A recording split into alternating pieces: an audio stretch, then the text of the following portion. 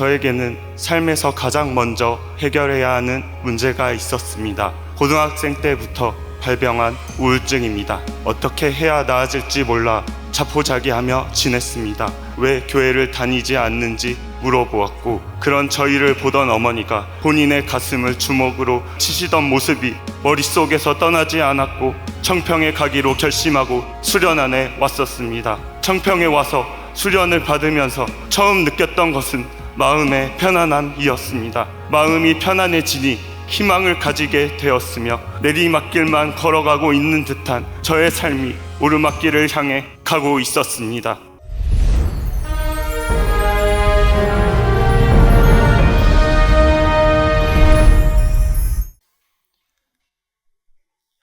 저는 6,500 가정 김철수 한정화 가정의 이남일녀 중 둘째 김범철이라고 합니다. 작년 8월 수련을 받으러 청평에 오게 되었던 때가 생각이 납니다. 그때 저는 몸이 지쳐가고 건강이 점점 안 좋아지면서도 어떻게 해야 나아질지 몰라 자포자기하며 지냈습니다. 저에게는 삶에서 가장 먼저 해결해야 하는 문제가 있었습니다. 고등학생 때부터 발병한 우울증입니다. 처음 발병했을 당시 저도 많이 힘들었지만 주변 사람들, 가족들을 힘들게 했었습니다. 약물 치료와 많은 노력으로 지금은 최소치의 약만 유지하면서 치료하고 있었습니다.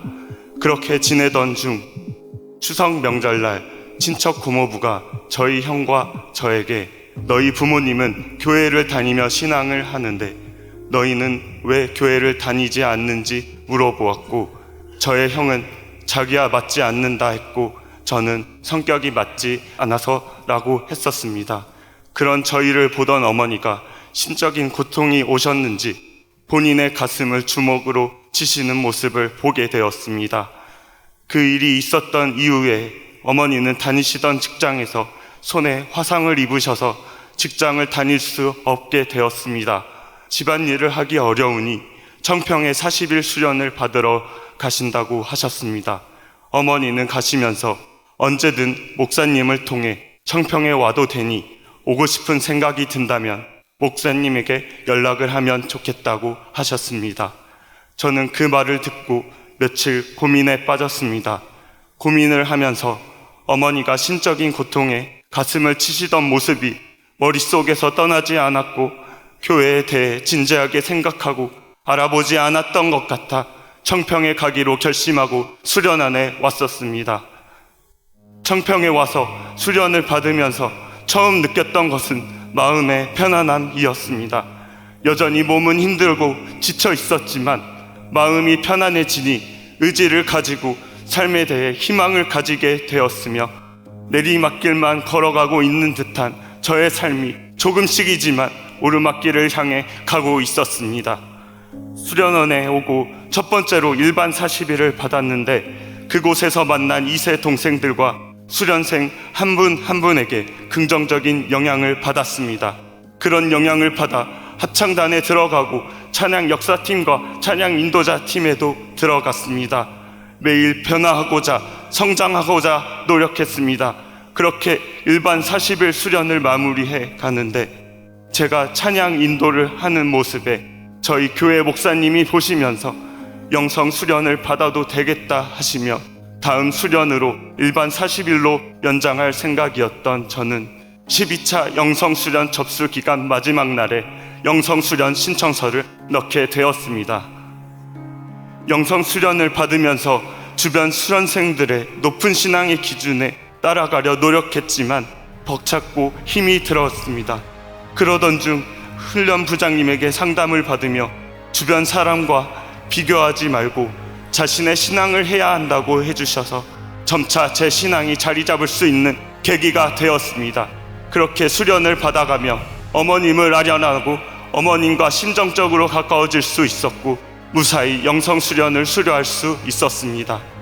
그렇게 수련이 힘들어도 포기하지 않고 참여하면서 일반 수련, 영성 수련을 마친 후에는 17kg이 빠지면서 몸에 활력이 생기는 긍정적인 변화도 있었습니다.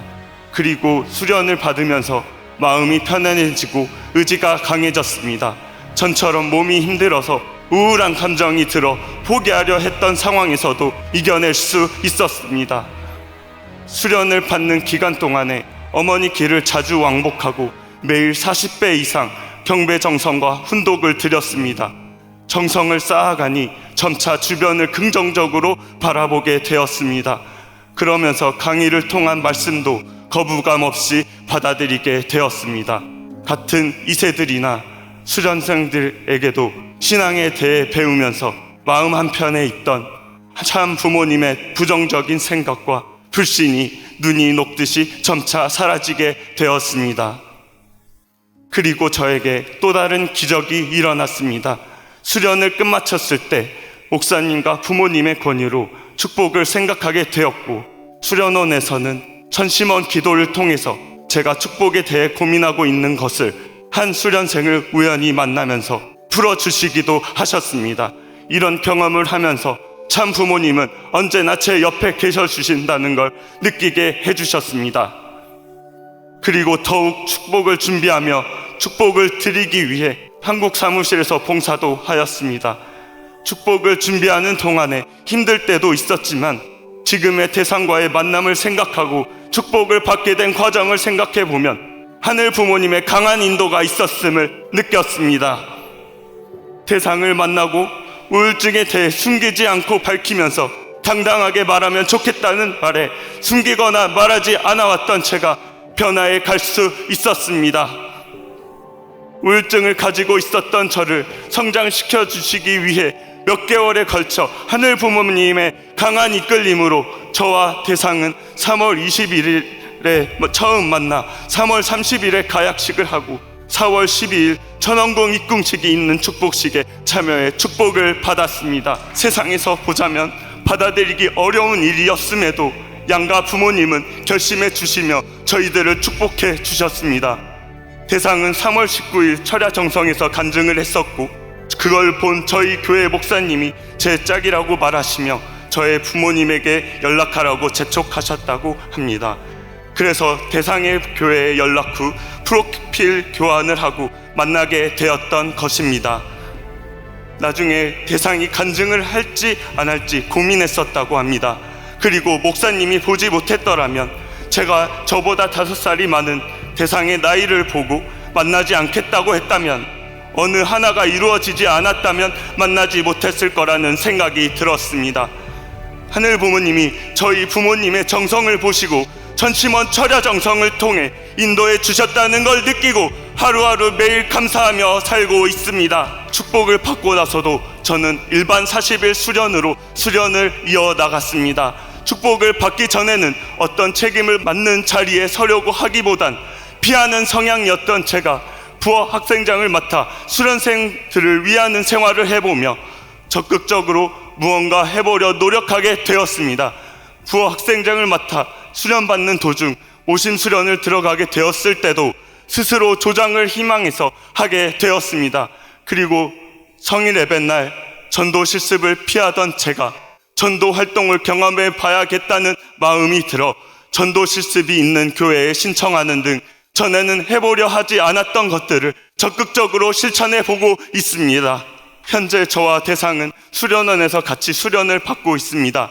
매일 아침 일찍 일어나 축복나무에 갔다 오며 하늘 부모님께 맺어주신 인연에 감사드렸습니다.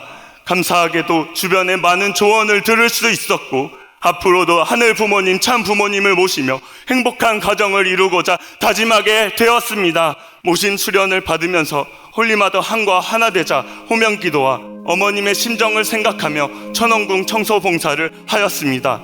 이런 노력을 통해 어머님의 심정을 알아가면서 어머님이 저희를 생각하는 마음을 깊이 깨닫게 되었습니다. 그렇게 하늘 부모님, 참 부모님에 대한 심정을 더욱 키울 수 있었습니다. 모신 수련이 끝나고서도 전도를 통해 어머님께 힘이 되는 소식을 전해드리고 싶다는 생각을 하게 되었습니다.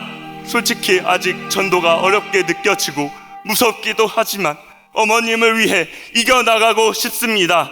그리고 앞으로 대상과 함께 서로를 먼저 위하면서 행복한 가정을 만들어 주변에 긍정적인 영향을 줄 수 있는 축복 가정을 이루고자 노력하겠습니다.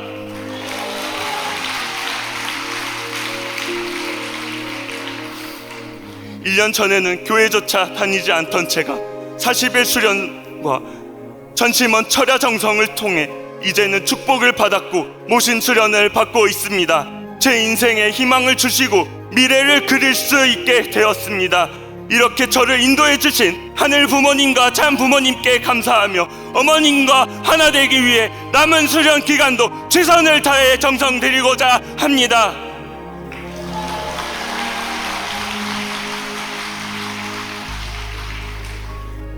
마지막으로 오늘 다음으로 간증을 하는 홍유미 수련생이 저의 사랑하는 대상입니다. 이 자리를 빌려 세상에게 고맙고 사랑한다는 말을 꼭 전하고 싶습니다. 감사합니다.